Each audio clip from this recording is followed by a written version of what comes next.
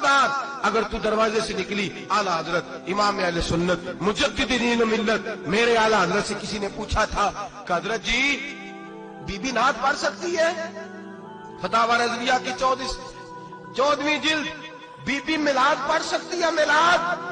आला हजरत ने फरमाया अगर बीबी मिलाद पढ़ गई हो, नात पढ़ गई हो और उसकी आवाज गैर महरम के कानों तक जा रही हो, फरमाया उसे सवाब नहीं होगा, उसे हराम काम करने का गुनाह दिया जाएगा।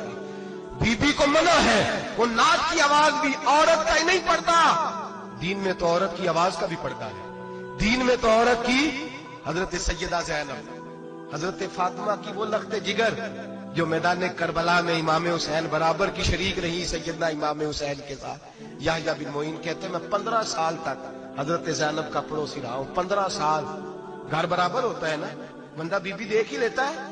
वो बीबी कभी पर्दा डाल के जा रही है दवाई लेने, कभी नजर आ ही जाती है।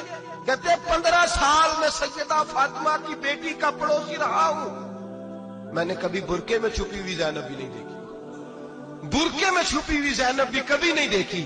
हजरत अब्दुल्ला बिन जाफर तैयार जनाबे अली मुर्तजा के भाई थे, उनके बेटे के साथ इनका निकाह हुआ था, बीमार हो गई।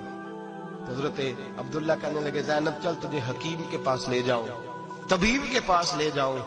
तो हजरत ज़ैनब कहने लगी आप जाइए मेरा हाल बता के दवाई ले आइए।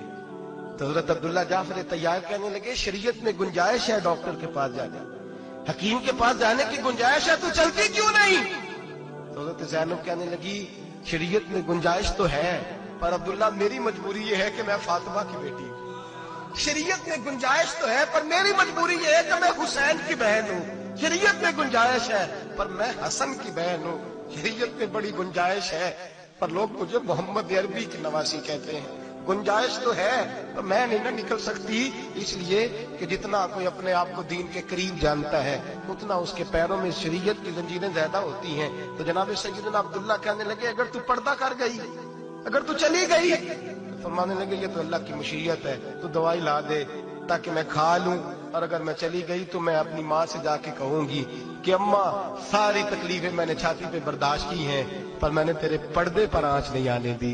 मेरे भाई ये उसवा नूर है, ये उसवा हसना है, ये हमें सिखाया जा रहा है। मेरे हबीब करीम की बीवियों का ये हाल था, बीवियों का अपने घर के आंगन में हजरत आयशा सिद्दीका, हजरत सौदा जनाब हफ्सा अपने सेल में जब बैठती थी ना तो दीवार की तरफ मुंह करके बैठती थी, दीवार के साथ लग के दीवार की तरफ। बीबियां अपने घर के अंदर भी दीवार की जानिब मुंह करके बैठती थी। लोग पूछती, बीबियां पूछती कि अपने घर में भी दीवार को मुंह करने का मतलब? कहती हो सकता है कुछ छत पे चढ़े अचानक नजर पड़े, तो हम चाहती हैं फिर भी हमारा चेहरा नजर ना आए उसे, फिर भी हमारा चेहरा नजर। हम अपने घर के अंदर भी पाबंद रहती हैं कि हमारे चेहरे नजर ना आए। खुदा रहा बड़े पैसे जिंदगी में लुटाए हैं, 1000 1500 बुरके पे भी खर्च करो, वो घर ले जाओ, वो अम्मा को भी दो, बहन को भी दो, बीवी को भी दो, उसको कोई ये पहन ले। इसलिए कि जब तो हजरत फातिमा के तरीके का पर्दा करेगी तो तेरे आंगन में सैयदा ज़ैनब की तरह की बेटियां पैदा होंगी, वो उस सुन्नत पे चलने वाली बेटियां तेरे आंगन में आएंगी। खुदारा मेरे भाई आज ये नियत करो, ये इरादा करो और अपने घरों को पर्दे का पाबंद बनाओ। अगर एक बेटी पर्दादार हो गई तो कई खानदान पर्दादार हो जाएंगे, अगर एक बेटी पर्दादार हो गई तो कई घराने संवरेंगे, कई जगह पे नूर फैलेगा। ऐ अर्श के मालिक, ऐ मेरे महबूब के खुदा, तुझे वास्ता है मेरे महबूब की बीवियों का और तुझे सदका हुजूर की शहजादियों का। ऐ अल्लाह इतना करम बरसा, इतनी रहमत बरसा कि मेरे वतन की बेटियां और मेरे वतन की माएं बहनें बच्चियां ये समझ जाएं कि हमारी निजात सिर्फ हजरत फातिमा के बुरके में है, हजरत आयशा के पर्दे में है, सैयदा खदीजातुल कुबरा के हिजाब में है। अल्लाह करे ये समझ जाए और ये जब भी सजदा करें तुझसे हयाई मांगे, ये तुझसे जब भी सजदा करें ये तुझसे अपने लिए चादर ततहीर और पर्दा तनवीर मांगे।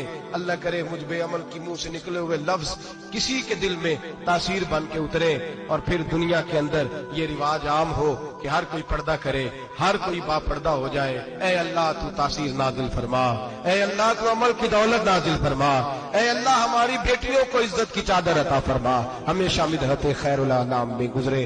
दुआ है ये उम्र दरूद सलाम में गुजरे। आखिर